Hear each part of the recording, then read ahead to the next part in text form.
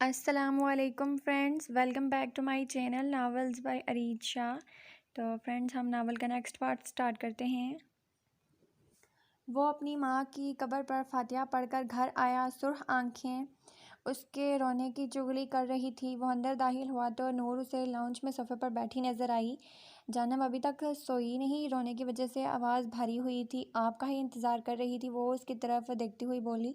फिर उसका कोट उतार कर सोफे पर रखा। क्या हुआ ज़ेब, तबीयत ठीक है? वो अपने नरम हाथों में ज़ेब का चेहरा लिए फिक्रमंदी से बोली। ठीक है। क्यों? वो अपनी टाई की नाट ढीली करता नज़रें चुराकर बोला। इधर देखें, मेरी तरफ बताएं, क्या हुआ है?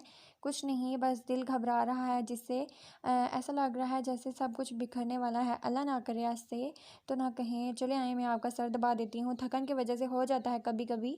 आप कुछ बेहतर महसूस करेंगे। वो इसकी गोद में सर रखकर लेट गया। नूर इसका सर दबाती रही और थोड़ी देर में नींद की वादी में खो गया। आप मेरे दिल में बहुत ऊंचा मुकाम हासिल कर चुके हैं ज़ेब। आपके बगैर ये ज़िंदगी कुछ नहीं। मुझे आपसे मोहब्बत होने लगी है। वो उसकी पेशानी चूमती सरगोशी करती हुई उसे देखने लगी, फिर उसकी आंखें चूमती पीछे हो गई। नूर, मेरे पास आओ। वो उससे मुंह मोड़कर खड़ी थी। नहीं आऊँगी, मैं आपके पास नहीं करती मैं प्यार आपसे। मैं सिर्फ मीर से मोहब्बत करती हूँ, सिर्फ मीर से, समझे? तुम ऐसा नहीं कर सकती नूर, तुम सिर्फ मेरी हो। इधर देखो मेरी तरफ, मैं मोहब्बत करता हूँ तुमसे, समझती क्यों नहीं? अभी वो कुछ और कहता जब किसी ने नूर का हाथ पकड़ा। नूर, सिर्फ मीर है, बस मीर की। नूर, वो चीख के उठ गया। इसके उठने से नूर, जो अभी कच्ची नींद में थी, उसे देखने लगी, जो अभी भी बड़बड़ा रहा था। नूर सिर्फ मेरी है, वो मुझसे दूर नहीं जा सकती। ज़ेब, क्या हुआ? देखे, मैं आपके पास हूँ, कहीं नहीं गई। वो उसके कंधे पर हाथ रखती फिक्रमंदी से बोली। नरम से लब से ज़ेब ने नूर की तरफ देखा, जो परेशानी से उसे देख रही थी, को खींच कर इसे सीने से लगा लिया और इसके गिर्द सख्ती से हजार बांधा। मैं बहुत प्यार करता हूँ तुमसे नूर, कभी छोड़ कर ना जाना, वरना मैं मर जाऊंगा। वो उसका चेहरा अपने हाथों के प्याला में लेता जा बजा अपनी मोहब्बत निछावर करता बड़बड़ाया। वो सांस रोके इसकी शिद्दत महसूस कर रही थी। ज़ैब, चंद लम्हों बाद उसने पुकारा। कोई आ जाएगा, हम रूम में नहीं, नीचे लाउंज में हैं। वो अभी भी उसे सीने से लगाए बैठा था, जैसे उसको छोड़ेगा तो वो दूर चली जाएगी। ओके चलो रूम में चले, वैसे भी फजर में थोड़ा ही वक्त है। वो इसे लिए रूम में दाखिल हुआ। फिर दोनों ने वज़ू किया और साथ नमाज अदा की।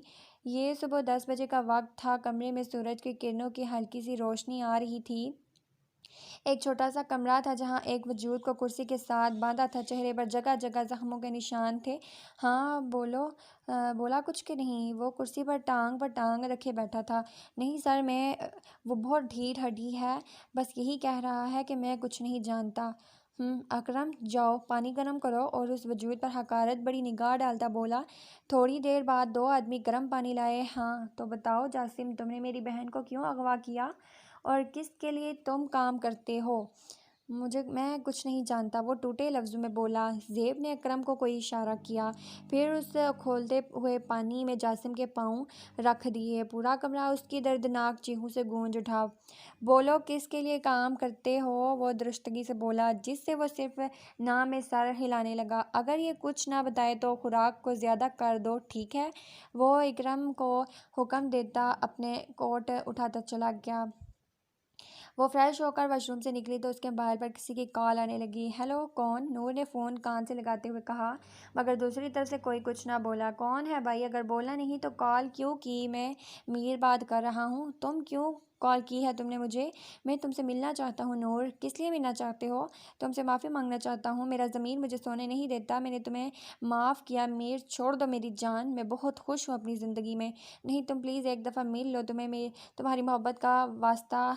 वो अफसरदा लहजे में बोला। ठीक है, कहाँ मिलना है? वो हामी भरती बेजारी से बोली। मैं एड्रेस सेंड करता हूँ। ठीक है। थोड़ी देर बाद वो अपना बैग उठाकर एड्रेस पर पहुँच गई। वो ऑफिस में बैठा कोई फाइल चेक कर रहा था जब उसके मोबाइल पर मैसेज टोन बजी। इसने ओपन की तो व्हाट्सएप पर कुछ तस्वीरें सेंड की गई थी, जहाँ नूर और मीर किसी काफ़ी शॉप पर बैठे थे। दूसरी तस्वीर में मीर ने नूर के हाथ पर हाथ रखा था, तीसरी में वो किसी बात पर मुस्कुरा रहे थे। ऐसे ही बहुत सी तस्वीरें थी। ज़ेब को दुनिया घूमती हुई नज़र आ रही थी। नहीं, मेरी प्रिंसेस मुझे धोखा नहीं दे सकती। वो मुझसे मोहब्बत करती है। वो दिमाग में पैदा होने वाले अंदेशों की नफ़ी करता बड़बड़ाया। वो घर ही होगी, ये झूठी हैं तस्वीरें। वो कमरे में दाखिल हुआ तो खाली कमरा उसे मुंह चढ़ा रहा था। वो ड्रेसिंग रूम में दाखिल हुआ, अपनी एक शर्ट निकालने लगा जब उसे एक रेड कलर का बॉक्स नज़र आया। उस बॉक्स को खोला तो अंदर गुलाब और एक चिट थी जिसमें फॉर माई लव नूर लिखा था। नहीं, ये झूठ है, वो सिर्फ मेरी है। क्यों बुलाया है मुझे? वो इसके सामने बैठी सर्द लहजे में बोली। तुमसे माफ़ी मांगना चाहता हूँ नूर। तानिया ने मुझे छोड़ दिया, मेरे बेटे को भी अपने साथ ले गई। वो झूठे आंसू आंखों में लाता हुआ बोला। तो मैं क्या करूँ? ये तो तुम जानते होगे मीर हसन शाह, इंसान जैसे करता है उसके साथ भी वैसा ही होता है। वो तंज करती बोली। तुमने मेरा दिल तोड़ा तो तुम्हारा भी टूटा। मैं जानता हूँ तुम अब भी मुझसे प्यार करती हो, इसलिए मेरे बुलाने पर आ गई। तुम ज़ेब को छोड़ दो, दोबारा मैं तुमसे निकाह करना चाहता हूँ। मैं तुम्हें बहुत प्यार दूंगा। वह टेबल पर मौजूद उसके हाथ पर अपना हाथ रख कर बोला। इस लम्हा कैमरा की आंखों में ये मंजर महफूज हुआ। नूर का चेहरा गुस्से की शिद्दत से सुर्ख हुआ। मुझे लगा था तुम बदल गए, मगर तुम्हारी सोच वैसी ही गंदी और खुद गर्ज है। वो उसका हाथ झलकती दुश्तगी से बोली। अच्छा हुआ जो तुमने मुझे छोड़ दिया और मेरी ज़िंदगी में ज़ेब आए। उन जैसा इंसान मैंने आज तक नहीं देखा। तुम तो उनकी जूती के बराबर नहीं। और वो ज़रा ऊंची बोली, जिससे बाकी टेबल पर मौजूद लोग इनकी तरफ मुतवज्जा हुए। ये जिसके लिए तुम इतनी उड़ रही हो, देखता हूँ कैसे यकीन करता है। वो कितना प्यार है उसे तुमसे। वो अपना कोट उठाता चला गया। पीछे नूर भी बल्ब पे गिर के घर के लिए रवाना हुई। ये ले सारी पिक्स देख ले कैसी बनी है। मीर एक एक करता सारी तस्वीरें देखने लगा। आंखों में शैतानी थी। गुड, वेरी गुड, बहुत अच्छा काम किया है तुमने। ये लो तुम्हारी पेमेंट। वो अपनी जेब से नोटों की गड्डी निकालता उससे देता बोला। हाँ तो जेब, अब देखो मैं तुम्हारी खुशहाल ज़िंदगी में कैसे आग लगाता हूँ। उसने अपना मोबाइल निकाला और फिर कुछ ही देर में वह तस्वीरें जेब को सेंड हो चुकी थी। ये जो तुम इतना उड़ रही हो नूर बीबी, देखना तुम्हारा सारा गरूर मिट्टी में कैसे मिलता है। वो खबासत से हंसता बेड पर लेट गया। थोड़ी देर बाद कमरे का दरवाज़ा खोला और एक 21 साल की लड़की कमरे में दाखिल हुई, जिसने बहुत ही बेखुदा लिबास ज़ेब तन किया था और वो खड़ी आंसू बहा रही थी। वहाँ क्यों रुक गई? आओ मेरे पास। वो खराम मशरूब गिलास में अडीलता बोला। नहीं प्लीज़, मुझे घर जाने दो। मैंने तुम लोगों का क्या बिगाड़ा है? मैं तो घर से अपनी अम्मी की दवाई लेने निकली थी। तुम लोग क्यों ले आए हो? प्लीज़ खुदा का वास्ता तुम्हें। वो इसके आगे हाथ जोड़कर बोली, मगर वो ये नहीं जानती थी उसके सामने बैठा ये इंसान नहीं हैवान था। घर भी चले जाएंगे, पहले मेरा साथ कुछ वक्त तो गुजार लो। वैसे भी आज मैं बहुत खुश हूँ। और उसको बेड पर धक्का देता उस पर झुक गया। बिना इसके आंसू की परवाह किए अपनी ज़रूरत पूरी करने लगा। वो घर में दाखिल हुई जब उसे पोर्च में ज़ेब की गाड़ी नजर आई। ये आज इतनी जल्दी आ गए? वो लाउंज में दाखिल हुई और जमशेद साहब को सलाम करके अपने रूम में चली गई। वो कमरे में दाखिल हुई जब उसे बेड पर आंखों पर बाजू रख कर लेटा ज़ेब नज़र आया और वो उसकी खुशबू पहचान चुका था, इसलिए बोला। कहाँ गई थी? वो इसी पोजीशन में लेटा सवाल किया। अगर इन्हें सच बता दिया तो ये गुस्सा करेंगे। वैसे भी रात की तबीयत ख़राब है। वो मैं एक दोस्त की तरफ गई थी। वो लड़खड़ाती आवाज़ में बोली। झूठ बोलना भी कितना मुश्किल होता है, ये कोई नूर से पूछे। इस बात पर ज़ेब के दिल में कुछ टूटा तो क्या वो उसका यकीन जीत नहीं पाया? वो अपनी प्रिंसेस की एक एक हरकत जानता था। उसे पता था कि नूर झूठ बोल रही है, मगर क्यों? क्या उसके प्यार में कोई कमी रहेगी? अच्छा, कौन सी दोस्त? उसने धड़कते दिल के साथ पूछा। शायद अब सच बता दे। आप उसे नहीं जानते, बहुत अच्छी दोस्त है मेरी। वो अपना बैग सोफे पर रखती बोली। नज़रें तो वो मिला नहीं सकती थी क्योंकि झूठ बोल रही थी। अच्छा, वो गिफ्ट किसने भेजा है? वो अब उठकर बैठ गया था। वो मेरा लवर ने, जो मुझसे बहुत मोहब्बत करता है। वो शरारत से कहती फ्रेश होने के लिए वॉशरूम में घुस गई, मगर वो ये नहीं जानती थी कि उसकी शरारत कितनी महंगी पड़ने वाली है उसे। ज़ेब बेड से उठा और अपनी कार की कीज़ पकड़े कमरे से निकल गया। अगर वह थोड़ी देर और रुकता तो ज़रूर कुछ बुरा हो जाता। वो फ्रेश होकर निकले तो ज़ेब कहीं नहीं था। इन्हें क्या हुआ? कोई ज़रूरी काम होगा इसलिए चले गए। वो बड़बड़ाती अपने बाल बनाने लगी। वो बिला वजह गाड़ी सड़कों पर घुमा रहा था। बार बार वो मंजर सामने आ रहा था जब मीर ने नूर के हाथ पर अपना हाथ रखा था। तो क्या मेरा प्यार नज़र नहीं आता तुम्हें नूर? क्यों दिल तोड़ दिया तुमने? अब अभी तो जख्म भरना शुरू हुए थे। कुछ कह भी नहीं सकता, तुम्हें आंसू आंखों से बह रहे थे। उसने गाड़ी एक साइड पर रोकी और बाहर निकलकर गहरे सांस लेने लगा। वो गाड़ी के साथ टेक लगाए नीचे बैठता चला गया। आंसू मुसलसल आंखों से बह रहे थे। क्या मुझे खुश होने का हक नहीं? वो आसमान की तरफ मुंह करके शिकवा करता बोला। क्यों क्यों हर दफ़ा मेरे साथ ऐसा होता है? वो बालू को मुट्ठी में जकड़ता हुआ बोला। इस वक्त वो एक जुनूनी इंसान लग रहा था। दिल का बोझ हल्का हुआ तो वो उठा और घर की तरफ रवाना हुआ। वो घर में दाखिल हुआ तो रात के 11 बज चुके थे। वो कमरे में दाखिल हुआ, एक नज़र सोई हुई नूर पर डाली। वो चेंज करने ड्रेसिंग रूम में चला गया। वो बाहर आया जब नूर का मोबाइल बजा। ज़ेब ने देखा तो वहाँ मीर की कॉल आ रही थी। गुस्सा आंखों में फिर से आया। फ़ोन उठाओ नूर, उसका मैसेज आया। उसकी नींद के पेश नज़र ज़ेब ने मोबाइल मूड पर लगा दिया और ख़ुद बालकनी में चला गया। थोड़ी देर बाद ज़ेब के मोबाइल पर कॉल आने लगी। उसने फ़ोन उठाया तो दूसरी तरफ मीर था। ज़ेब, नूर कैसी है? मेरी कॉल नहीं उठा रही वो। उसने ज़रूरी बात करनी थी मुझसे। कॉल पिक करते ही वो जल्दी से बोला। ज़ेब के तो तन बदन में आग लग गई। वो ठीक है, उसका ख्याल रखने के लिए मौजूद हूँ मैं, इसलिए तुम दूसरों की ज़िंदगी में दखल अंदाजी ना करो तो तुम्हारे लिए बेहतर है। वह सर्द आवाज़ में बोलता फ़ोन बंद कर गया। रात गुजर रही थी मगर नींद आंखों से कोसों दूर थी। ये रात 2 बजे का वक्त था। वो दोनों कोल्ड ड्रिंक और पिज़्ज़े पर हाथ साफ करती हर मूवी देख रही थी। यार निमरा बस करो अब, वो कुशन अपनी आंखों के सामने रखती बोली। हूर भी बेहतर हो गई थी जबकि निमरा भी हूर के आने से अपना गम भूले बैठी थी। चुप करके बैठो हूर, देखना इस कमरे में ज़रूर भूत होगा। कमरे में सिर्फ एलसीडी की रोशनी थी, बाकी पूरा कमरा अंधेरे में डूबा था। वो दोनों मूवी देखने में मगन थी जब कमरे का दरवाज़ा एकदम ज़ोर से बंद हुआ। वो दोनों उछल के एक साथ जुड़ के बैठ गए। कौन है? निमरा अपनी घबराहट पर काबू पाती बोली। कोई जवाब ना मिलने पर वह दोबारा फिल्म की तरफ मुतवज्जा हुई। जब इन्हें बेड पर कोई बैठता नजर आया, जवाब उठकर आहिस्ता आहिस्ता उनके करीब आ रहा था। उसे अपने करीब आता देख वो दोनों चीखें मारना शुरू हो गई। उसने कमरे की लाइट जलाई और इन्हें देखा जो आंखें बंद करके चीख रही थी। बंद करो अपना ये रेडियो। वो अपने ऊपर से सफ़ेद चादर हटाता हुआ बोला। वो दोनों आंखें फाड़े उसे देख रही थी। जैसे ही बात समझ आई, निमरा उसे मारने के लिए लपकी। तुम बदतमीज़, अगर हमारा दिल बंद हो जाता फिर? वो उसे पकड़े थप्पड़ों से उसकी तवाज़ा करती हुई बोली। बंदर ना हो। तो वो हूर का हाथ पकड़ कर कमरे से बाहर चली गई।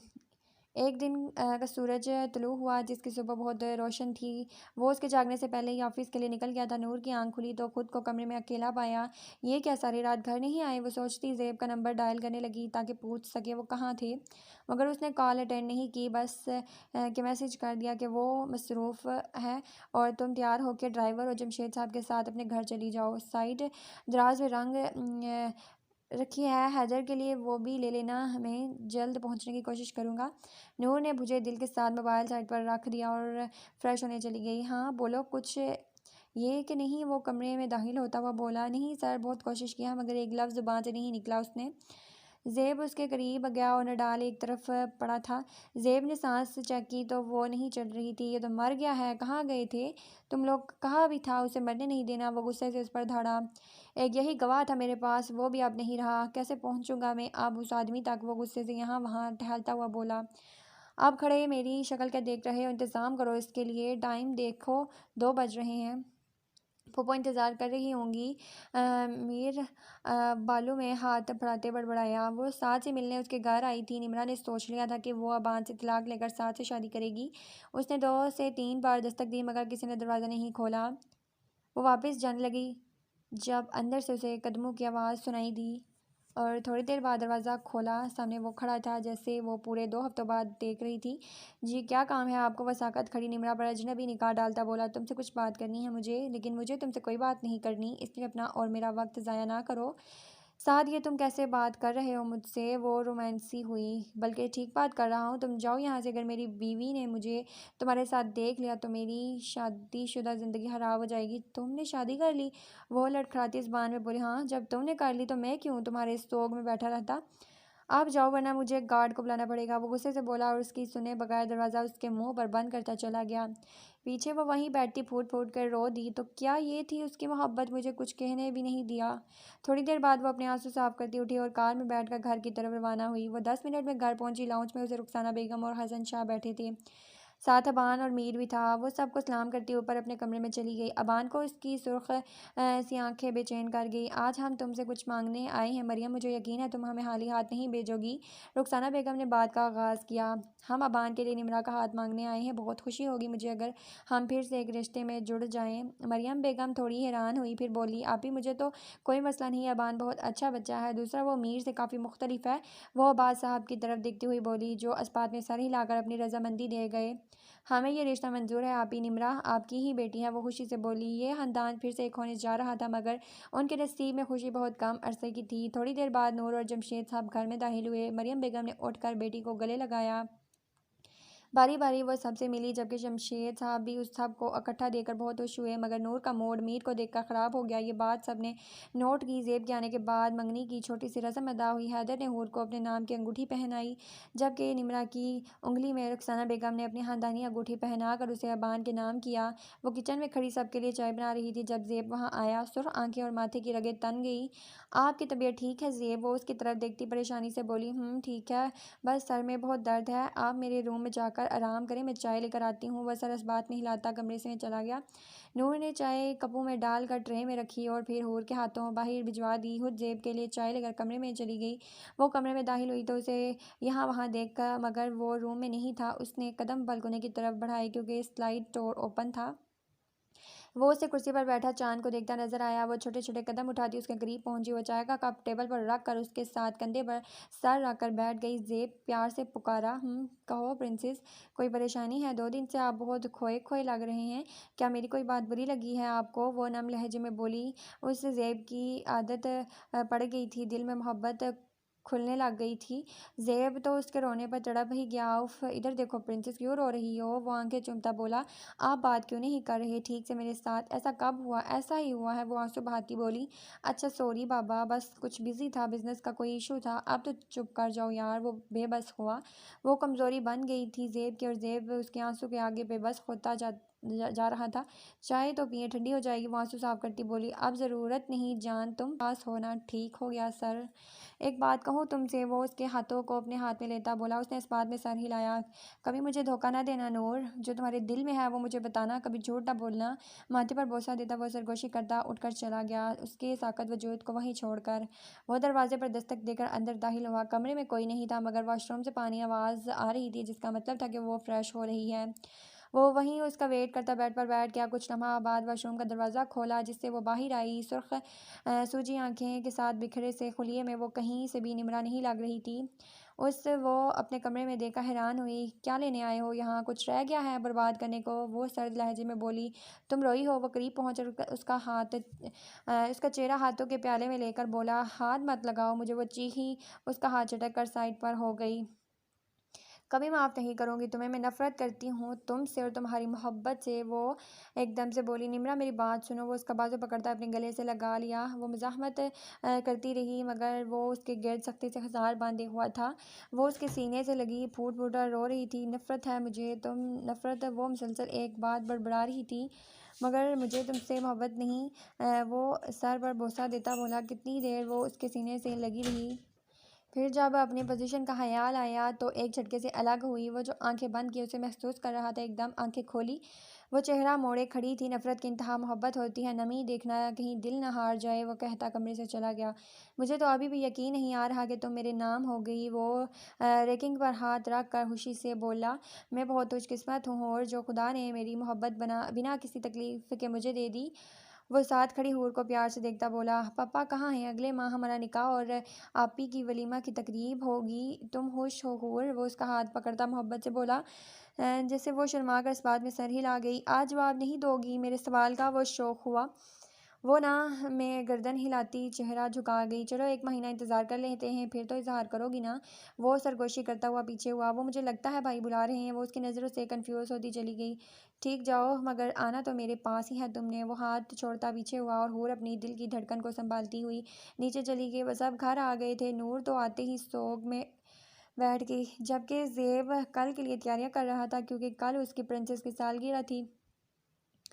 2 दिन से जो हुआ वो सब भूलकर वो उसे अपनी मोहब्बत का यकीन देना चाहता था, मगर कौन जानता था कि कल का दिन उनके दरमियान जुदाई ले आएगा।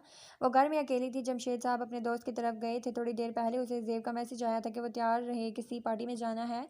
वो तैयार बैठी इंतज़ार कर रही थी जब दरवाजे पर बेल बजी। लगता है आ गई। वो अपना फ्रॉक संभालती उठी। उसने दरवाज़ा खोला तो सामने मीर खड़ा, हाथ में केक और गुलाब के फूल पकड़े हुए था। कैसी हो डियर कज़न? सालगिरह बहुत मुबारक हो। वो अंदर दाखिल होता हुआ बोला। तुम्हारी हिम्मत कैसे हुई यहाँ आने की? वो गुस्से से कराई। मैं तो तुम्हें विश करने आया हूँ, पहली मोहब्बत हो तुम मेरी। चलो आओ केक काटें। वो उसका हाथ पकड़ता खींचता हुआ बोला। नूर ने उसे थप्पड़ मारने के लिए हाथ उठाया। मीर ने हाथ पकड़ कर उसे अपनी तरफ खींचा। इसलिए हमें दरवाज़ा खोला और ज़ेब अंदर दाखिल हुआ। अंदर का मंजर देखकर उसके कदम ही वहीं जम गए। हाथ में पकड़ी चीज़ें ज़मीन फोस हुई। ज़ेब ने बेयकीनी से दोनों को देखा। नूर को कुछ गलत होने का एहसास शिद्दत से हुआ। वो गुस्से की शिद्दत से मीर की तरफ बढ़ा। तुम्हारी हिम्मत कैसे हुई मेरी बीवी को हाथ लगाने की, जलील इंसान! वो एक मुक्का मीर के मुंह पर मारता हुआ बोला, जबकि मीर ने भी जवाबी वार किया और एक टांग ज़ेब के पेट में मारी, जिससे वो दूर जा गिरा। तुम्हें आज छोड़ूंगा नहीं मीर शाह! वो दोबारा उसकी तरफ लपका और अपना घुटना उठकर मारा। नूर सहमी हुई दोनों को लड़ता देख रही थी। मैं खुद नहीं आया, तेरी बीवी ने कॉल करके मुझे बुलाया है। मेरी बीवी पर इल्ज़ाम लगाता है, कमीने इंसान, घटिया! निकल जा मेरे घर से! वो मीर को कॉलर से पकड़ता बाहर धक्का दे रहा था। ज़ेब दरवाज़ा बंद करके अंदर आया, जहाँ वो खड़ी आंसू बहा रही थी। वो बिना उसे कुछ कहे सीढ़ियाँ चढ़ता अपने कमरे में गुम हो गया। नूर में इतनी हिम्मत भी नहीं थी कि उसे रोक सकती। कमरे से आने वाली आवाज़ें बखूबी बता रही थी कि वो इस वक्त कितने गुस्से में है। मीर गेट से बाहर निकलता, मुस्कुराकर अपने होंठों से फ़ोन साफ करता, किसी का नंबर डायल करने लगा। कैसे हैं चौधरी जी? ठीक, आप सुनाएं शाह जी? आपके लिए खुशखबरी, आपका नूर का हीरा बहुत जल्द आपकी पनाह में आने वाला है। ये तो बहुत अच्छी खबर है शाह जी, मगर उस वक्त हम शहर से बाहर हैं। अपने आदमी भेज देता हूँ, उसे पकड़ कर मेरे फार्म हाउस ले आए। 3 दिन बाद वहीं पर मुलाकात होती है शाह जी। ठीक है, मैं तैयारियाँ करता हूँ। उसने फ़ोन बंद करके जेब में डाला। जेब के घर से थोड़ी दूर ही मीर ने अपनी गाड़ी खड़ी कर दी। अब उसे इंतज़ार था कब ज़ेब नूर को धक्के देकर घर से निकालेगा। वो वहीं लॉन्च में बैठी रो रही थी। कमरे से अभी भी चीज़ें टूटने की आवाज़ें आ रही थी। नहीं, उससे पहले वो मुझे घर से बाहर निकाले, मैं खुद चली जाऊंगी। जब उन्हें मुझ पर भरोसा ही नहीं तो मेरा यहाँ रुकने का क्या फ़ायदा। वो नंगे पाँव उठी और अपना फ्राक संभालती गेट से बाहर निकल गई। वह चलते चलते घर से थोड़ी दूर गई। बहुत से लोग उसे देख रहे थे, मगर परवाह किए बगैर वो चलती रही। मीरा एक तनहा गोश में खड़ा था। उसने नूर को करीब आते देखा, जो अपने ख्यालों में गुम थी। एक ही जुस्त से वो उसके करीब पहुंचा और उसके मुंह पर रुमाल रख दिया। नूर ने भी मजामत की, मगर उसकी आंखों के आगे अंधेरा छा गया। मीर ने इसे की गोद में उठाया और गाड़ी में डालता फार्म हाउस के लिए निकल गया। चेहरे पर शैतानी मुस्कुराहट थी। आप देखता हूँ तुम कैसे बचते हो अपनी नूर को। वो गुस्से से कमरे में यहाँ से वहाँ टहल रहा था। उसके दिल में थोड़ा सा खदशा था कि शायद वो पसंद करती है मीर को। मगर कल जो अकरम ने बताया कि मीर दोनों में शक पैदा करना चाहता है, उसने कल कोशिश की कि नूर खुद सच बताए, मगर वो नहीं बोली। इसलिए वो बिना कुछ कहे कमरे में आ गया था। एक झूठ की वजह से वो जलील इंसान इल्ज़ाम लगा रहा था नूर पर। अभी उसका गुस्सा कुछ कम हुआ तो वो नीचे नूर को देखने आया। वो लाउंज में आया, पर नूर यहाँ नहीं थी। कहाँ चली गई ये लड़की? वो उसे हर कमरे में देखता हुआ बोला, मगर वो कहीं नहीं मिली। अब ज़ेब सच में परेशान हो गया, क्योंकि नूर कहीं भी नहीं थी। वो जल्दी से गेट पर आया, जहाँ गार्ड खड़े थे। मैडम कहाँ हैं? वो सर्द लहजे में बोला। मैं कुछ पूछा है? मैडम कहाँ हैं? वो गुस्से से बोला। जवाब नहीं दे रहे थे, बस सर झुके खड़े थे।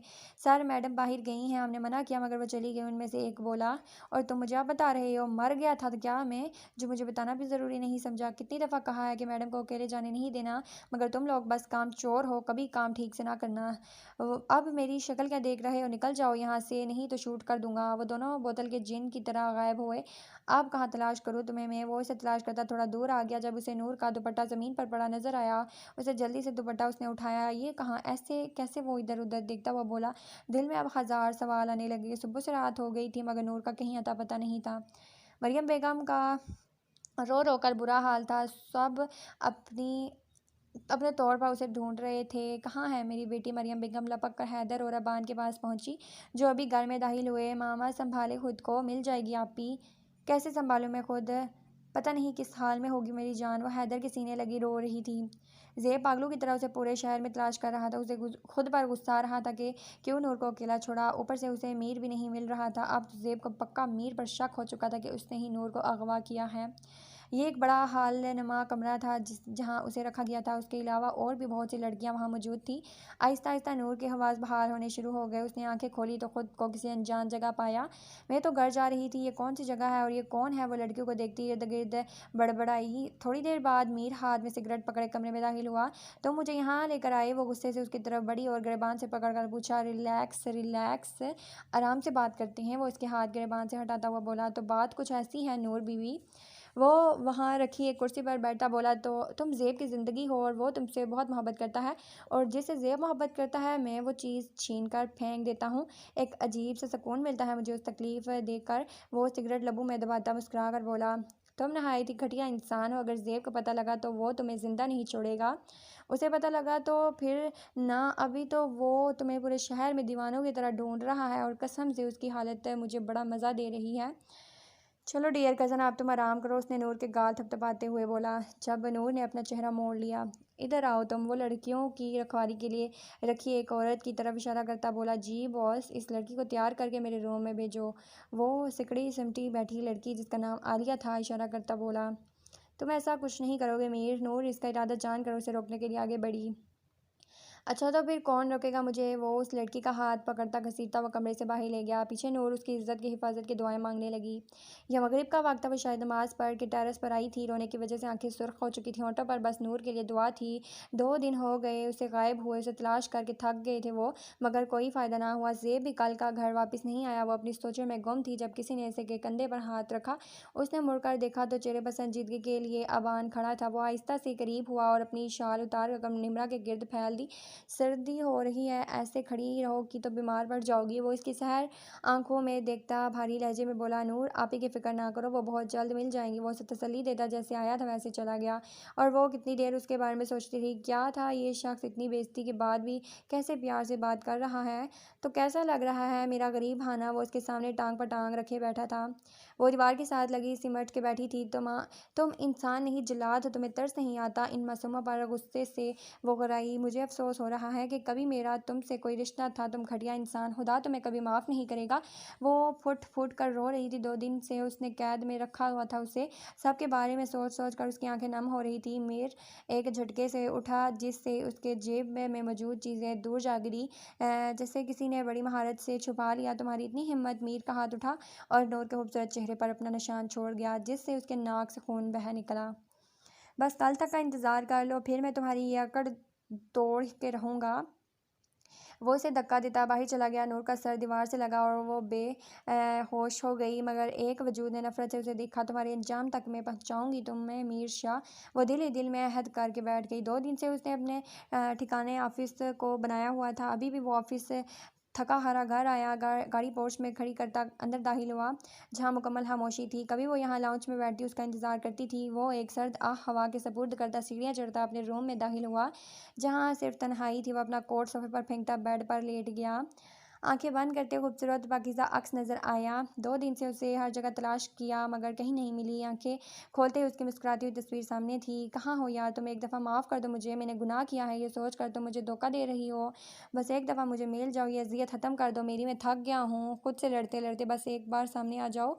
आंसू रुखसार भिगो रहे थे और रात की अजियत तन्हाई में गुजर रही थी। अचानक उसे कमरे की फ़िज़ा में घुटन होने लगी और उठा जमशेद साहब के कमरे की तरफ चल दिया। हल्के से दस्तक देकर अंदर दाखिल हुआ। छोटे छोटे कदम उठाता उनके करीब पहुंचा जो आप दुआ के लिए हाथ उठा रहे थे। उनकी गोद में सर रख कर लेट गया।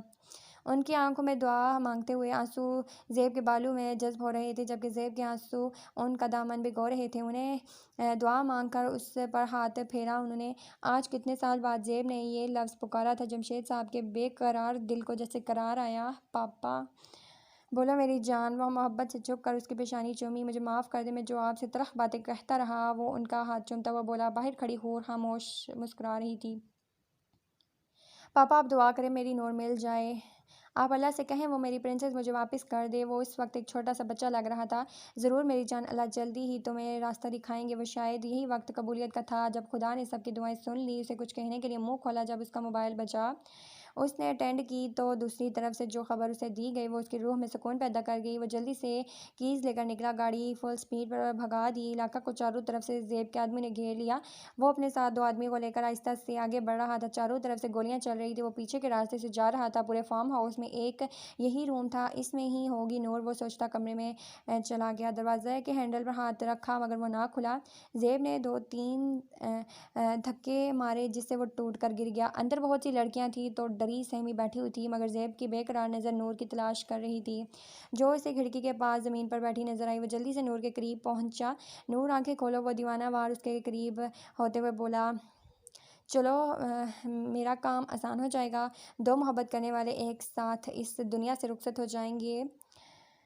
वो सफाकी से बोला और गन का रुख ज़ेब की तरफ किया जो नूर को गोद में लिए बैठा था। एक बात बताओ तुम्हें ज़ेब, मुझे तुमसे शदीद नफरत है क्योंकि तो हर काम में मुझसे 2 कदम आगे रहे हो। मामा पापा सब तुम्हें चाहते हैं, हमेशा तारीफ़ तुम्हारी होती है, मगर अब नहीं। मीर ने ट्रैक पर हाथ रखा और एकदम से फ़िज़ा में फायर की आवाज़ गूंजी। ज़ेब फटी फटी आंखों से मीर को देख रहा था, जिसके सीने पर गोली सुराख कर गई। एक और गोली चली जो उसकी टांग पर लगी और वो लड़खड़ा कर गिरा, और इस तरह एक फ़िरौन का गरूर आग में मिल गया। ज़ेब ने देखा तो आलिया गन हाथ में पकड़े जो इसने आज उठाई थी खड़ी थी। इस तरह वो फायर करती रही और अपने अंदर बदले की आग को बुझाती रही, और वो जो इज्जत से खेल कर खुश होता था आज एक इबरतनाक मौत मर गया। मैंने मार दिया हैवान को, वो ताली बजाती खुशी से बोली। सब उस पागल को देख रहे थे। ज़ेब ने इकरम को इशारा किया, वो सब लड़कियों को बाहिफाजत उनके घर में छोड़ आए। ज़ेब ने नूर को गोद में उठाया और गाड़ी में लिटाकर हॉस्पिटल के लिए निकल गया। वो बेचैनी से कमरे के बाहर चक्कर लगा रहा था, जहां अंदर उसकी मता जान का इलाज किया जा रहा था। वो खुदा से उसकी सलामती की दुआ मांग रहा था। फार्म हाउस पर पुलिस ने छापा मारा था, जिससे बहुत से स्मगलर होने वाली चीज़ें बरामद हुई। फार्म हाउस को पुलिस ने अपने कब्ज़े में ले लिया और उसके मालिक की तलाश जारी थी। मीर की बॉडी को अस्पताल पहुंचाया गया। उसके दिल की धड़कन बहुत स्लो थी। उसका इलाज किया जा रहा था, मगर डॉक्टर के मुताबिक बचने की कोई उम्मीद नहीं थी। वो परेशानी से परेशानी मसल रहा था। थोड़ी देर पहले उसने घर में कॉल करके सबको मुतमईन किया और मीर के बारे में मुख्तसर बता के फ़ोन बंद कर दिया। रूम का दरवाज़ा खोला और डॉक्टर बाहर आए। ज़ेब तेज़ी से उनके करीब पहुंचा। डॉक्टर, मेरी वाइफ कैसी है? उसने बेसब्री से पूछा। आपकी वाइफ बेहतर है, माथे पर बस हल्का सा जख्म है जो जल्दी ठीक हो जाएगा। ज़ेब ने दिल में खुदा का शुक्र अदा किया। आपको अपने मिसेस का अब ज़्यादा ख्याल रखना होगा, क्योंकि वो उम्मीद से हैं। बस थोड़ी सी कमज़ोरी है, मैं मेडिसिन लिख देता हूँ, आप ले आएँ, वो प्रोफेशनल अंदाज में बोला। ज़ेब बेयकीनी से डॉक्टर को देख रहा। अभी आपने क्या कहा? यही कि आप मेडिसिन ले आएँ, डॉक्टर हैरान होकर बता रहा था। नहीं, इससे पहले। ज़ेब की हैरत ख़त्म नहीं हो रही थी। उसकी वाइफ उम्मीद से हैं। आपकी वाइफ उम्मीद से हैं। डॉक्टर को ज़ेब की दिमागी हालत पर शुबा हुआ। ज़ेब खुशी से आगे बढ़ा और डॉक्टर को गले लगा के गोद में उठा लिया। अब तो इन्हें पक्का यकीन हो गया था कि ये खुशी में पागल हो चुका है। मैं बाप बनने वाला हूँ, वो खुशी से बोला। प्लीज़ मिस्टर ज़ेब नीचे उतरें, वो चीखते हुए बोला। वो थका हारा घर में दाखिल हुआ। थोड़ी देर पहले ही अस्पताल आया था। अपने भाई को उस हाल में देखकर उसे दुख हुआ था। इसके भाई ने जो किया उसकी सज़ा मिली। उसका सांस सीने में अटका हुआ था, जिससे ना वो जिंदा था ना मुर्दा। रुखसाना बेगम और हसन शाह अपने जवान बेटे की हालत देखकर टूट गए। हसद और जलन ने मीर को उस हालत तक पहुँचा दिया कि उसे अपने खून के रिश्तों की पहचान भी भूल गई। उसके सर में शदीद दर्द हो रहा था। वो सब अभी अब्बासी हाउस ही थे। उसको चाय की शदीद तलब हो रही थी। वो किचन की तरफ गई। करीब पहुँचने में पर उसके अंदर से खट-पट की आवाज़ आ रही थी। वो अंदर दाखिल हुआ, जहाँ वो दुश्मन जान दुपट्टा से बेनियाज हल्के प्याजी रंग के सूट में मबलूस बाल पुश्त पर खुले छोड़े चाय बनाने में मसरूफ़ थी। अबान ने उसे अपनी तरफ मुतवज्जा किया। एक कप चाय मिलेगी? वो वही टेबल पर कुर्सी खींच कर बैठ गया। निमरा जो ख्यालों में गुम अपना काम कर रही, उसकी आवाज़ पर डर के पीछे हुई, जिससे कप में डाल दी चाय हाथ से गिर गई। क्या हुआ? अबान जल्दी से उसके करीब पहुंचा और इसका हाथ पकड़ कर देखा जो सुर्ख हो रहा था। देहान कहाँ है तुम्हारा? देखो कितना जल गया। वो इसे डांट कर कुर्सी पर बैठ कर ट्यूब लेने गया। नाम आंखों से उसे अपने लिए परेशान होता देख रही थी। ज़्यादा दर्द हो रहा है क्या? वो इसके हाथ पर मरहम लगाता हुआ बोला। वो नफ़ी में सर हिलाती रोने लगी। तो फिर क्यों रो रही हो? बेचारगी से बोला और ट्यूब टेबल पर रखी। वैसे ही रोना आ रहा है आपको क्या? वो उठ कर जाने लगी। अबा ने उसकी कलाई थाम कर उसे रोक लिया और दोबारा बिठा दिया। क्या मसला है आपको? हाथ छोड़े मेरा। कोई हक नहीं है आपको मुझे हाथ लगाने का, वो दुरुस्तगी से कहती अपना हाथ एक झटके से छुड़ाती भागकर कमरे से चली गई। पीछे वो खड़ा कितनी देर अपनी गलती ढूंढता रहा। वो कमरे में दाखिल हुआ, जहाँ वो बेड पर लेटी थी। सर पर पट्टी बांधी हुई थी। वो बहुत कमज़ोर लग रही थी। ज़ेब छोटे छोटे कदम उठाता उसके करीब आया, बेड पर उसके पास बैठ गया। प्रिंसेस, उसने प्यार से पुकारा। नूर ने मंदी मंदी आंखें खोली। अपने सामने ज़ेब को देखकर उसकी आंखें नम हुई। नूर ने अपना हाथ उठाया और उसके गाल पर रखा, जैसे ज़ेब ने अपने होंठों से लगाया, और वो उसके गले लगकर फूट फूट कर रोने लगी, जबकि वो उसे खुद भी बीच कर उसकी कमर सुखला रहा था। बस करो, मैं तुम्हारे पास हूँ, कुछ नहीं हुआ तुम्हें। वो नूर का चेहरा अपने हाथ के प्याले में लेकर उससे बोला। देखो, अगर तुम इतना रोगी तो हमारे बेबी पर असर पड़ेगा। वो उसका ध्यान भटकाना चाहता था, सिर्फ उसे अजियत से बाहर निकलने के लिए। उसकी बात पर नूर ने हैरानगी से उसे देखा। ऐसे क्या देख रही हो? अभी आपने क्या कहा? यही कि आप मामा और मैं पापा बनने वाले हैं। वो नूर की नाक दबाता हुआ बोला। आप सच कह रहे हैं? बिल्कुल सच। बहुत शुक्रिया मेरी जान, मुझे इतनी बड़ी खुशखबरी देने का। उसने नूर का माथा चूमा। वैसा ना मैं सोचा है हम क्रिकेट टीम बनाएंगे, वो शरारत से बोला और साथ नूर के फक चेहरे को देखा। ज़ेब भी आप क्या कह रहे हैं, वो परेशानी से बोली। ठीक तो कह रहा हूँ, बस तुम्हारी मेरी मदद करनी होगी, वो संजीदगी से बोला। नूर को तंग करने में उसे मज़ा आ रहा था। वो अभी कुछ और कहता जब नर्स कमरे में दाखिल हुई, वो चुप हो गया। मगर नूर अब भी परेशान थी। वो घर के लिए निकलने वाले थे जब उन्हें खबर मिली कि मीर अब इस दुनिया में नहीं रहा। रुखसाना बेगम नूर और ज़ेब से अपने बेटे की तरफ से माफ़ी मांगी।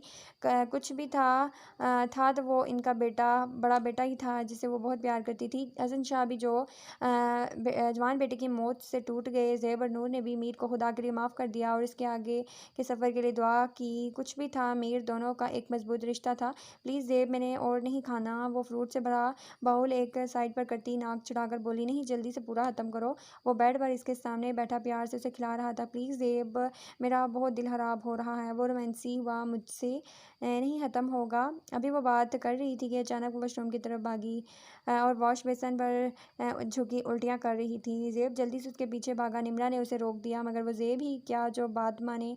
वो उसके पीछे खड़ा नूर की कमर से खिला रहा था और मुँह धोकर बाहर आई, बेड पर बैठ गई। ज़ेब ने पानी का गिलास उसकी तरफ बढ़ाया, जिसे नूर ने थाम कर 2 घूंट पिया। मैंने आपको कहा भी था ना, नहीं खाना, कुछ और है। अच्छा सॉरी, बोलो क्या खाना है मेरी प्रिंसेस ने। कुछ बहुत स्पाइसी सा, मुझे पिज़्ज़ा खाना है। अभी वो लाड से बोली और उसके कंधे पर सर रखा। मीर की मौत को 2 हफ्ते हो चुके थे। ज़िंदगी अपने डगर पर चल रही थी। रुखसाना बेगम अपने बेटे को याद करती रो पड़ती थी, मगर उन्होंने भी खुद को संभाल लिया था। उनका बेटा एक मुजरिम था जिसने बहुत सी लड़कियों की ज़िंदगी बर्बाद की थी और फिर अपने अंजाम को पहुंच गया। उसने नूर के लिए स्पाइसी पिज़्ज़ा मंगाया जो अ, अब दुनिया से बेखबर खाने में मसरूफ़ थे और ज़ेब उसे मुसलसल देखने में। क्या है, अब ऐसे क्या देख रहे हैं? वो मुसलसल उसकी गहरी नज़रों से पजल हो रही थी। देख रहा हो, तुम ज़्यादा खूबसूरत हो गई हो। आज दिल बेईमान हो रहा है। वो उसके करीब हुआ और पलट कर एक साइड पर रखी बैठ गया। नूर इसके अंदाज पर सिपटा कि जल्दी से खड़ी हुई, मगर ज़ेब ने एक झटके से कलाई पकड़ी और उसे गोद में बिठा लिया। जब मैं तुम्हारे करीब आऊँ तो दूर ना हुआ करो, तकलीफ़ होती है।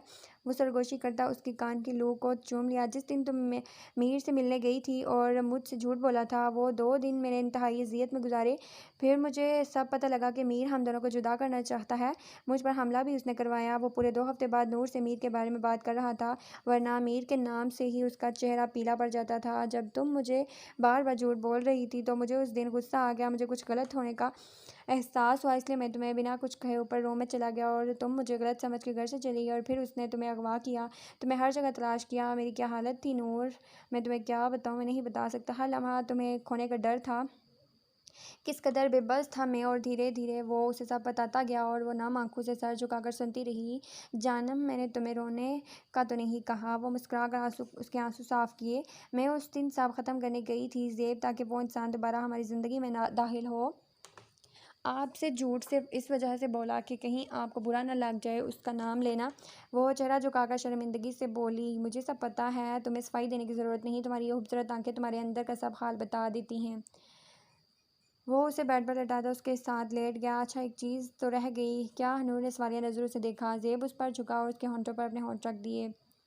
थोड़ी देर बाद वो दूर हुआ और देखा, वो सुर्ख चेहरा लिए नज़रें झुकाए लंबे लंबे सांस ले रही थी। वो ये रहा गया था जान। वो सरगोशी करता लेट गया।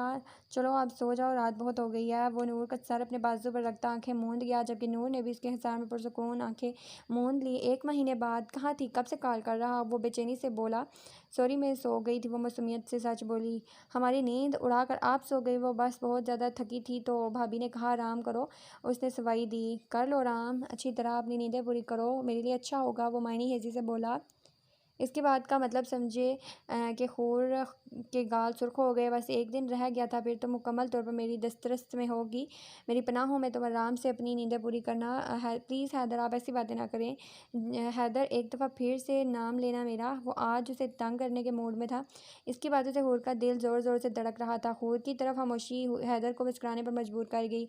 कहाँ गई हो यार, वो शौक हुआ, जबकि हूर ने बिना कुछ कहे फ़ोन बंद कर दिया और हैदर का उसकी हरकत पर कहका लगाया।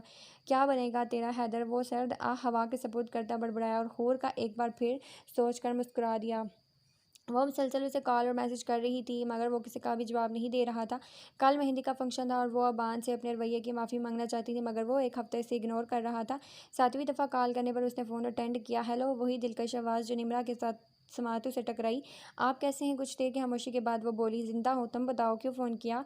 मुझे आपसे कुछ ज़रूरी बात करनी है। मुझे पता है तुमने क्या बात करनी है। कल मेहंदी के फंक्शन में सबको सच बता दूंगा कि मैं ये शादी नहीं करना चाहता। तुम पर कोई इल्ज़ाम नहीं आने दूंगा। मुझसे तलाक के बाद तुम साथ से शादी कर लेना, ठीक है? ओके, अब आराम करो। उसने फ़ोन बंद कर दिया और निमरा कितनी देर साकत खड़ी रही। अब्बासी हाउस में हर तरफ गहमा गहमी थी, हर कोई काम करता नज़र आ रहा था। मेहंदी के फंक्शन का इंतज़ाम लॉन में ही किया गया। स्टेज को पीले रंग के खूबसूरत फूलों से सजाया गया। क्योंकि मेहंदी कैम्बन थी, इस वजह से 2 झूले रखे थे। मेहंदी कंबाइन थी। ऊपर जाए जहाँ वो सब्ज़ और पीले रंग के लहंगा चोली में मलबूस थी, दोनों हाथों में गजरे डाले, वो फूलों का खूबसूरत जेवर पहने, वो बगैर किसी मेकअप के बहुत हसीन लग रही थी। उसका ध्यान मुसलसल अबान की कल वाली बात पर जा रहा था। तो क्या वह सच में मुझे छोड़ देगा? वो शीशे के सामने खड़ा कफ लिंक बंद कर रहा था और साथ इसके अब अनाबी लबों पर शरीर से मुस्कुराहट थी। इस वक्त सफ़ेद रंग के काटन के सूट में मलबूस बहुत प्यार लग रहा था। एक हफ्ते से उसने निमरा से बात करना छोड़ दिया था। कल भी उसने सिर्फ इसलिए कहा कि वो इजहार कर दे कि मोहब्बत हो गई, मगर वो ना बोली। जान बड़ा तंग किया है, अब मेरी बारी है। वो मुस्कुराता हुआ खुद पर स्प्रे करने लगा। वो कब से लाउंज में खड़ा उसका बेसब्री से इंतजार कर रहा था, मगर वो नीचे आने का नाम नहीं ले रही थी। उस वक्त वो काले रंग का सूट पहने, हाथ में कीमती घड़ी पहने, अच्छे से बाल सेट किए, बहुत हैंडसम लग रहा था। जब उससे मजीद इंतजार नहीं हुआ तो उसने ऊपर जाने के लिए कदम बढ़ाए थे। जब वो नीली आंखों वाली शहजादी सीढ़ियाँ उतरती नजर आई, ऑरेंज और ग्रीन के लहंगे पहने, हल्के से मेकअप में, बाल खुले छोड़े और हाथों में गजरे डाले, बहुत खूबसूरत लग रही थी। आहिस्ता आहिस्ता वो सीढ़ियाँ उतरती उसके करीब आई। मैं मोहब्बत के दीप वो देख चुकी थी। वो नज़रें चुराती हुई बोली, क्योंकि ज़ेब की आंखों में वो देख चुकी थी। चलते हैं, पहले ज़रा अपनी ज़ोजा की तारीफ़ तो कर लो। वो खींच कर उसे अपने हसार में ले आए। ज़ेब छोड़े, कोई देख लेगा। वो यहाँ वहाँ दिखती बोली, छोड़ने का सवाल ही नहीं पैदा होता। वो इसके लबों को फोकस में लेता झुका था। बेटा जी, घर मेहमानों से भरा है, कुछ तो लिहाज करें। वो जो उसके होंठों को छूने वाला था एकदम पीछे हुआ, जहाँ जमशेद साहब खड़े मुस्कुरा रहे थे। नूर उसे हैदर के कमरे में ले आई और आराम से बेड पर बैठाया। तुम यहाँ बैठो, मैं हैदर को बेचती हूँ। नूर उसका लहंगा सेट करती बोली। वो बाहर जाने लगी जब हूर ने उसे रोका। भाभी प्लीज़ अभी न जाएं। वो उसका हाथ पकड़ती बोली, यही हूँ मैं गुड़िया, और अगर उसने कोई बदतमीज़ी की तो मुझे बताना। आप तुम आराम करो। वो उसके गाल पर प्यार करती रूम से चली गई। हूर ने नज़रें उठाकर रूम को देखा, जो खूबसूरती से सजाया हुआ था। पूरे कमरे में गुलाब की भीनी भीनी खुशबू फैली थी। बरकी कैंडल्स से कमरे में रोशनी थी, जो माहौल में एक अलग फसू पैदा कर रही थी। सामने दीवार पर हैदर की मुस्कुराती तस्वीरें थी, जो हूर देखने लगी। वो हंसता हुआ बहुत खूबसूरत लग रहा था। रूम का दरवाज़ा खुला और वो अंदर आया। वो जल्दी से सीधी होकर बैठ गई। उसे अपना कुल्ला सोफे पर उसने रख दिया और शेरवानी के ऊपर वाले 2 बटन खोल कर उसके सामने बैठ गया, जो सर झुकाए मुसलसल अपने हाथों को मसल रही थी। इजाज़त हो तो घूंघट उठा लूँ? वो धीमी आवाज़ में बोला। हूर ने अस्बात में सर हिलाया। हैदर ने उसका घूंघट उठाया और कितने ही पल वो उसे देखता रहा। उसने हाथ बढ़ाकर हूर का चेहरा देखा। वो बेखुद होकर उसकी लर्जती पलकों को छू लिया। हैदर का लम्स महसूस करके वो जी जान से कांपी। मैं बहुत खुश हूँ हूर, तुमने मेरी ज़िंदगी में आकर उसे मुकम्मल कर दिया। वो उसका हाथ पकड़कर बोला और फिर साइड दराज से एक मखमली केस निकाला। ये तुम्हारी मुंह दिखाई। हूर ने खोला तो उसमें पायल का खूबसूरत जोड़ा था, बहुत प्यारा है। उसने दिल से तारीफ़ की। हैदर ने बारी बारी इसके दोनों पैरों पर पायल पहनाई और फिर उन पर होंठ रख दिए। मुझे चेंज करना है। और जल्दी से पाँव खींच कर खड़ी हुई। ओके, वो भी उठकर वॉशरूम चला गया। शीशे के सामने खड़ी अपना दुपट्टा पिनों से आज़ाद करने की कोशिश करने लगी। वॉशरूम का दरवाज़ा खोला और वो ट्राउज़र पहने बगैर शर्ट की बाहर आया। हौर ने नज़र उठाकर उसे देखा, फिर अपना काम करने लगी। मैं कुछ मदद करूँ? नहीं, मैं कर लूँगी, हैदर मुस्कुराया। उसने हूर की नाजुक गर्दन को भारी सीट से आज़ाद किया, फिर उसकी शफाफ गर्दन पर अपने होंठ रख दिए। इस तरह ही एक एक करता उसके सारे जेवर उतारने लगा। हूर तो बस गिरने वाली थी। उसकी गुस्ताखियों से वो पिघल रही थी। हैदर ने उसे गोद में उठाया और बेड पर उसे नरमी से लिटा दिया। रुखसाना बेगम इसे बान के रूम में छोड़कर गई। पूरा कमरा गुलाब और मोतियों के फूलों से सजा था और अपना गरारा संभालती उठी और वार्डरोब से अपने लिए कोई हल्का ड्रेस निकाल कर चेंज करने वॉशरूम चली गई। 15 मिनट बाद वो बाहर निकली। धुले चेहरे के साथ वो आराम से बैठ गई। अब तुम्हें पता लगेगा बान किसी को तंग करने से क्या होता है। वो मुस्कुराकर आंखें बंद कर गई। सुबह से थकी थी, इसलिए जल्दी ही नींद की वादी में खो गई। वह मुस्कुराता हुआ कमरे में दाखिल हुआ। आज उसकी मोहब्बत उसकी दस्तरस थी। उसने दरवाजे के हैंडल पर हाथ रखा और वो खुलता चला गया। वो धीरे धीरे कदम उठाता बेड के करीब पहुंचा, जहां वो दुनिया से बेखबर सो रही थी। मेरे अरमानों पर पानी फेर कर कितने आराम से सो रही है। उसने अपनी शेरवानी उतारकर सोफे पर रखी और फ्रेश होने चला गया। वो नींद में थी जब उसे अपने चेहरे पर किसी का लम्स महसूस हुआ। उसने धीरे से आंखें खोली तो अपने रुबान को झुका पाया जो नरमी से इसके चेहरे के हर नक्श को छू रहा था। तुम पीछे होकर बात करो, मैं नाराज़ हूँ तुमसे। अब तो मैं पीछे नहीं होऊंगा, पहले ही तो कपड़े चेंज कर चुकी हो। वो उसकी तरफ फिर झुकने लगा जब निमरा ने उसे धक्का मारा और उठकर खिड़की के पास से जा खड़ी हुई। अबान मुस्कुराता उसके करीब आ गया और फिर एक नाजुक सी चैन उसके गले में पहनाई और गर्दन फिर अपने लब पर रख दी। तुम्हारी मुंह दिखाई, वो सरगोशी करता उसके कान के लों में चूमता हुआ बोला। उसके गोद में उठकर बेड पर लाया। निमरा की जुबान तो जैसे तालू से लग गई थी और फिर वो उस पर चाहता रहा और निमरा की कमज़ोर मज़ामत दम तोड़ती रही। अगले दिन सबकी डोरे लगी थी। आज दोनों के साथ नूर का भी वलीमा था। ब्यूटिशन के महारत से किए गए मेकअप में वो बहुत प्यारी लग रही थी। सुनहरी रंग की खूबसूरत मैक्सी जिस पर सोने से काम हुआ था, नाजुक सी ज्वेलरी पहने वो सीधा जेब के दिल में उतर रही थी। जेब ने ग्रे सूट पहना हुआ था और वो बहुत हैंडसम लग रहा था। सबसे पहले हॉल में नूर और जेब की एंट्री हुई। तमाम लाइट बंद थी, बस एक लाइट उन्हें फोकस कर रही थी। जेब ने अपने ऑफिस के पूरे स्टाफ को इनवाइट किया था, सभी इनकी जोड़ी की तारीफ कर रहे थे। फिर इसके बाद अबान और निमरा दाखिल हुए। अबान ने ब्लू कलर का डिनर सूट पहना था जबकि निमरा सेम कलर की मैक्सी पहनी बहुत प्यारी लग रही थी। हैदर ने ब्लैक कलर का डिनर सूट पहना था और हूर ने पर्पल कलर की खूबसूरत फ्रॉक पहनी थी जिसमें वो गुड़िया लग रही थी। स्टेज पर वो तीनों जोड़ियाँ बैठी बहुत खूबसूरत लग रही थी। हमारे बच्चे कितने प्यारे लग रहे हैं। मरियम बेगम अब्बास साहब को देखती हुई बोली, खुदा इनकी खुशियों को सलामत रखे, आमीन। वो दिल से बोले। वलीमे का फंक्शन अब अपने अख्ताम को पहुंचा था। सब लोग घर वापस आ चुके थे। वो अपने रूम में मौजूद थी। थोड़ी देर पहले ही जेब उसे छोड़कर गया था। एक ही पोजीशन में बैठकर उसकी कमर में दर्द होने लगा। ऊपर से इतनी हैवी मैक्सी उसे उलझन हो रही थी। वो ड्रेस चेंज करने के लिए उठी थी जब जेब कमरे में दाखिल हुआ। फिर उसे बेड पर बैठकर उसके पाँव जूते से आज़ाद किए। जेब मैं कर लूँगी, आप छोड़ें। वो अपने पैर पीछे करती हुई बोली, नहीं मैं कर रहा हूँ ना, खामोश बैठी रहो। एक एक करके वो सारी ज्वेलरी उतार रहा था। फिर जेब ने इसका दुपट्टा पिन्नू से आज़ाद किया जिससे नूर के बाल खुलकर कमर पर बिखर गए। अब मैं जाऊँ चेंज करने, मगर जल्दी ही नज़रें झुकाकर वो बोली क्योंकि वो बड़ी गहरी नज़रों से उसे देख रहा था, मैं मदद करता हूँ तुम्हारी। वो उसे अपने करीब करता बोला, शुक्रिया लेकिन मुझे आपकी मदद की ज़रूरत नहीं। वो अपना आप छुड़ाती बोली, अच्छा जाओ चेंज करके आओ। वो इसे हुक्म देता बेड पर लेट गया। वो ड्रेसिंग रूम में गई और अपने वार्डरोब खोली और एक सिंपल सा पिंक कलर का जोड़ा निकाला। वो फ्रेश होकर बाहर आई, चेहरे से वाज़ह थकन महसूस हो रही थी। वो आकर एक जेब के सीने पर सर रखकर लेट गई। जेब ने इसकी आंखें चूमी और फिर माथा पर बोसा दिया और वो आहिस्ता इसके बालों में उंगलियां देने लगा जैसे नूर को भी सुकून मिला और वो आंखें मूंद गई और थोड़ी ही देर नींद की वादियों में चली गई। 9 महीने बाद वो ऑपरेशन थिएटर के बाहर खड़ा परेशानी से यहाँ वहाँ टहल रहा था। अंदर उसकी माता जान ज़िंदगी को जन्म देने वाली थी, एक नई ज़िंदगी को। ज़ेब बेटा बैठ जाओ, थक जाओगे। मरियम बेगम इसके करीब आकर बोली, जी भाई आप आराम से बैठ जाएं, भाभी को कुछ नहीं होगा। वो खामोशी से सर झुकाकर बैठ गया मगर उसका ज़रा ज़रा खुदा आगे अपनी प्रिंसेस के लिए दुआ गो था। थोड़ी देर बाद दरवाज़ा खोला और डॉक्टर बाहर आए। ज़ेब भागने के अंदाज में उनके करीब पहुंचा। डॉक्टर, माई वाइफ, आपकी वाइफ बिल्कुल ठीक है और मुबारक हो, खुदा ने आपको एक प्यारा सा बेटा दिया है। थोड़ी देर में हम उन्हें रूम में शिफ्ट करेंगे। वो प्रोफेशनल अंदाज में बोले, फूफो मुबारक हो, आप नानी बन गई हैं। नानी प्लस दादी बन गई हैं। वो खुशी से उनके गले लगता बोला, तुम्हें भी बहुत मुबारक हो, अल्लाह ढेरों खुशियाँ नसीब करे तुमको। कुछ लम्हे बाद नर्स ने कंबल में लिपटा नन्हे से वजूद को ज़ेब को गोद में दिया। ये कितना क्यूट है भाई, हूर इसके नरम गालों पर प्यार करते हुए बोली। ज़ेब ने इसका माथा चूमा, फिर आंखें, फिर उसकी छोटी सी नाक। एक सुकून की लहर उसके अंदर दौड़ी। पप्पो आप इसे संभाले, मैं शुक्राने की नफल अदा करके आता हूँ। वो आराम से उन्हें देता अपनी आंखें साफ करता मस्जिद की तरफ चल गया। मामा ये मुझे दे प्लीज़। ये भाई वो उसे देती अंदर रूम की तरफ जल्दी जहाँ नूर को शिफ्ट किया गया। हैदर देख ये कितना प्यारा है, माशाल्लाह बहुत क्यूट है। इस बेबी के हाथों पर किस किया, वैसे हमारा बेबी भी इतना ही क्यूट होगा ना। वो उसके कान में सरगोशी करता बोला।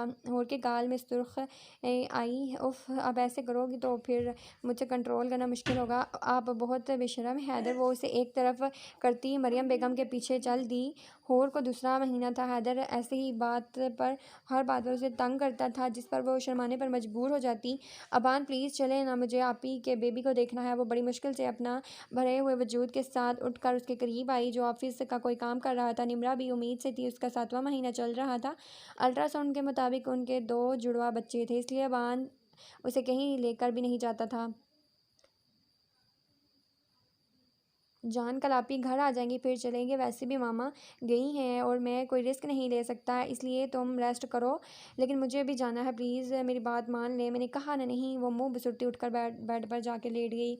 अबान ने उसकी शक्ल देखी तो फिर हैदर को वीडियो कॉल की, मगर वो ना हिली। उसने प्यार से उसे पुकारा। अबान ने लैपटॉप उसके सामने किया जिसमें हैदर एक बहुत प्यारे बच्चे को लेकर खड़ा था। माशाल्लाह बहुत प्यारा है।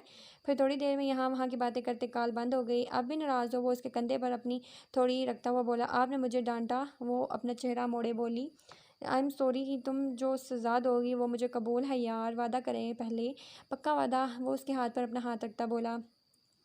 उसने अपनी नाक से निमरा की गर्दन को छुआ। आपकी सज़ा है क्या, आज आप सोफे पर सोएंगे?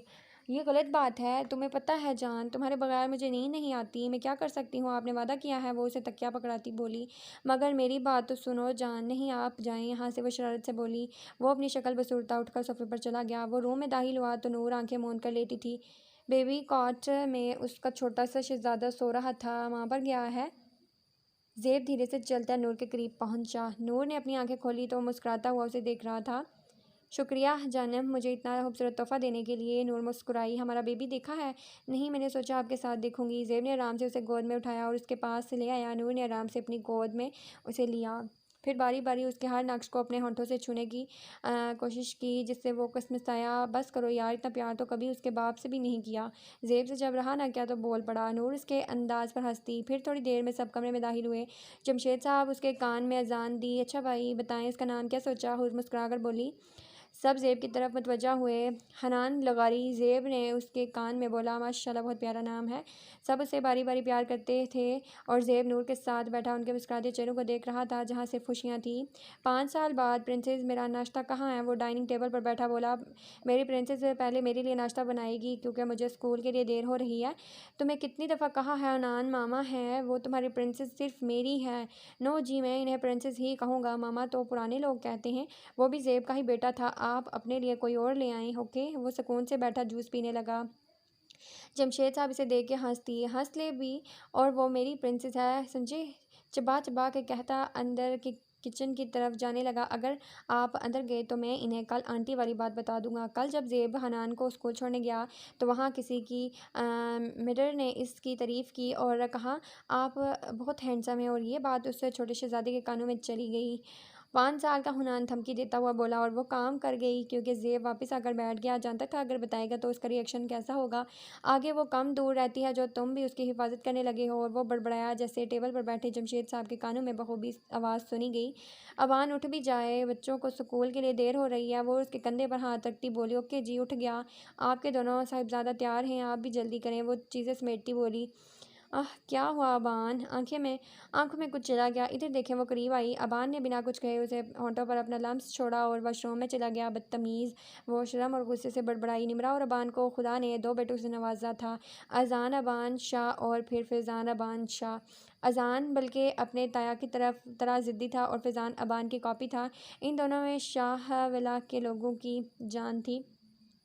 पापा उठते ना। वो अपने छोटे छोटे हाथों से हैदर का कंधा हिलाती बोली, पापा की जान मैं तो कब का उठा हूँ। वो इसके बाल खराब करता हुआ बोला, जिसे वो मुंह फुलाकर बैठ गई। हैदर और हूर को खुदा ने अपनी रहमत से नवाजा था, जिसका नाम उन्होंने इशाल रखा। वो 3 साल की बच्ची की आंखें बिल्कुल नूर जैसी थी। वो फूले गालों वाली बच्ची नूर को बहुत पसंद थी। क्या हुआ मेरी जान को? वो उसे गोद में उठाता बोला, आपने मेरे बाल ख़राब कर दिए।